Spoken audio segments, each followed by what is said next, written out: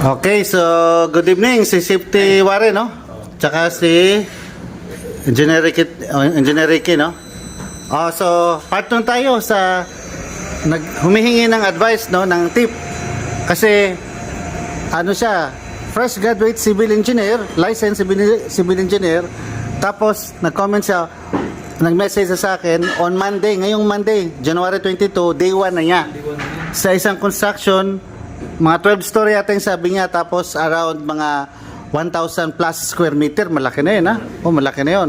So, kay Safety Warren, anong advice mo sa kanya, tip? Anong unang niyang gagawin? So, sir, being baguhan ka sa site o engineer, civil engineer, so, dadaan muna tayo sa safety orientation. Safety orientation, very good. Sa usakan na assign para malaman mo yung mga area dito kung saan talaga yung hazard na hazard. So meaning, ang advice mo, tip mo, pagka bago pa lang sampa sa project, kailangan safety orientation. Very good. Very good, no?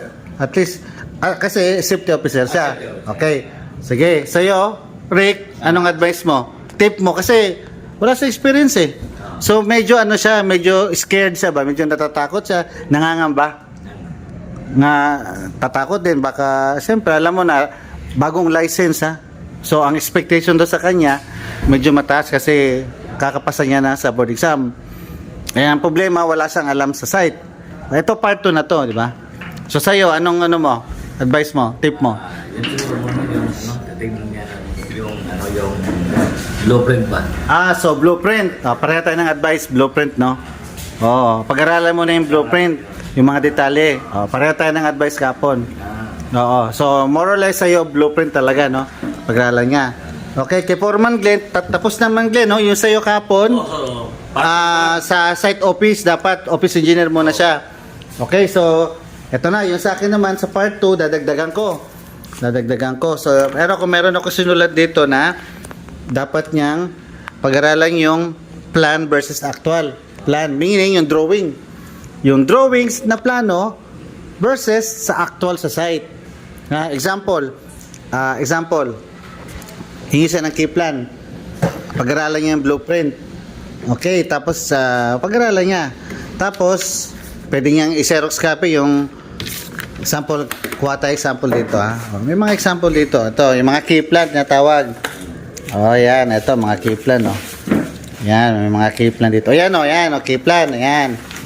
Ito. Para actual. Ito natawag na key plan. Alright, so yan, key plan. Medyo high-tech na ngayon. Dati blueprint, ngayon print ka na lang, di ba? Yan, itong tinatawag. Tapos, ito yung tawag na plan o drawing. Tapos, dapat alam mo yan. Alam mo yung mga sukat niyan. Diyan ka magsisimula. Okay, kunyari, etong distance na to, 3 meters. Dapat meron kang steel tape. Yan, isa rin sa advice ko. Dapat meron kang steel tape. Para, remember, first impression is lasting. Pag sinabi ng mga tao mo, yung na-hard natin, bobo yun. Or, wala yun. Tatamad yun.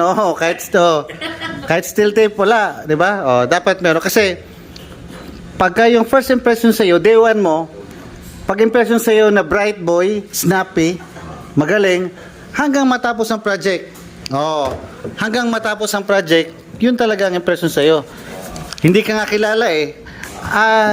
Asa na yung bagong hire natin engineer? Yung bobo, tamad.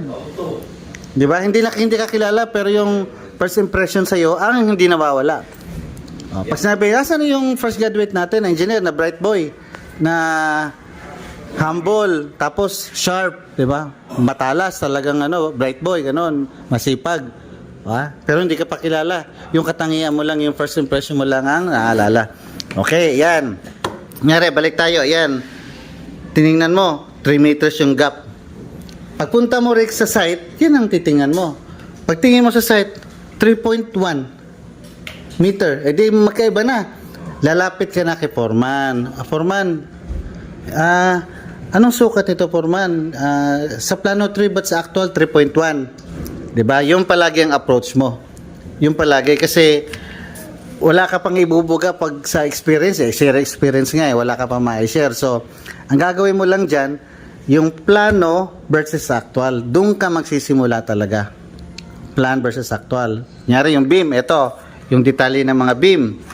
Yan. Meron yan eh. Yung mga sukat, yung column. 50 by 60 kunyari.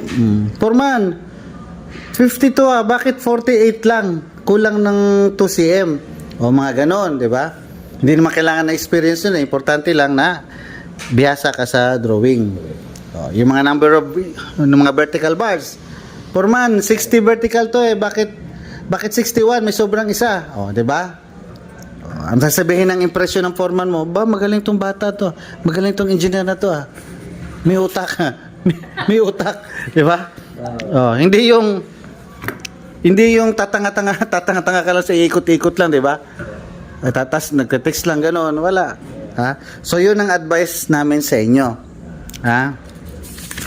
Okay, tapos yung mga eto hindi na to sa mga fresh graduate, no. Kahit sa may mga experience na yung wag tayo masyado na sa last project ko, sa previous project ko sa dati, as per my experience, wag agad i-adapt sa bagong project kasi titingnan mo muna yung construction notes. Ito experience ko to. Wag kang magmamagaling na alam mo lahat pagsampa mo ng project kasi tingnan mo muna yung construction notes kasi kada designer iba-iba ang specs, iba-iba. So pagsampa mo, tingnan mo muna. Hindi pwede na, bakit ano yan? Bakit ganito kayo? Bakit yung lap splice nyo ganon?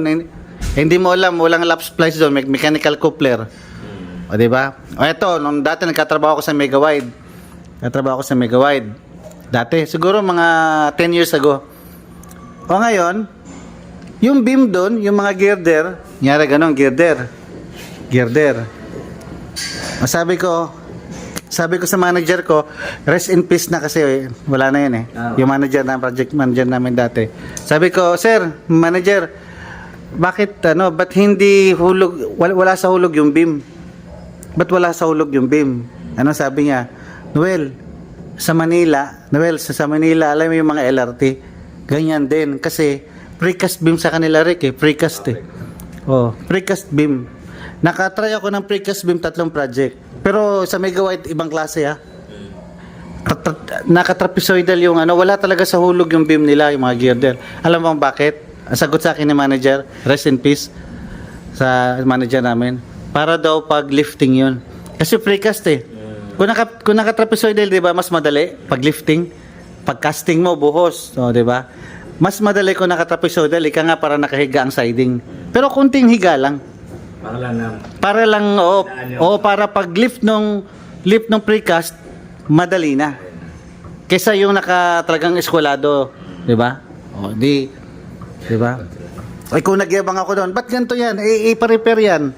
Buti tinanong ko ng banayad si manager. Sir, manager, may napapansin ka ba sa mga girder natin dito? Megawide yun ha?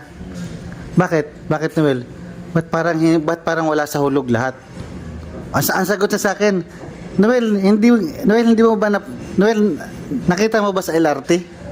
MRT o LRT something sa Manila? Bakit manager? Hindi pa ako naka-project ng sa LRT o MRT. Nakatrapezoidal yan kasi parang nga sa paglifting. So pagsampa mo, wag mo agad i-adapt yung mga nalalaman mo. I-check mo muna kung ano yung sa designer through sa construction notes. Okay? Yun. Tsaka hindi pwede yung costumbre mo sa kabilang project i-adapt mo sa bagong project mo. 'Di ba? Mag-aasta kang mayabang doon pag ganoon. Parang presko ka. Pero sabihin, engineer, sorry, hindi ganyan ang sa design dito. Hindi kang papaya. 'Di ba? So medyo dinagdagan ko na medyo may mga experience na, pero yun ang tip natin talaga. Tapos dagdagan natin ng part 3, baka makakuha tayo sa comment mga additional na tip nila. Okay? So ikot ko muna ang camera dahil kay Foreman. Ano Foreman, okay na tayo? Okay sir. Okay, sige. Approved. Approved. Okay. Okay, Rick. Sige na, uwi na tayo. Approve. Opo.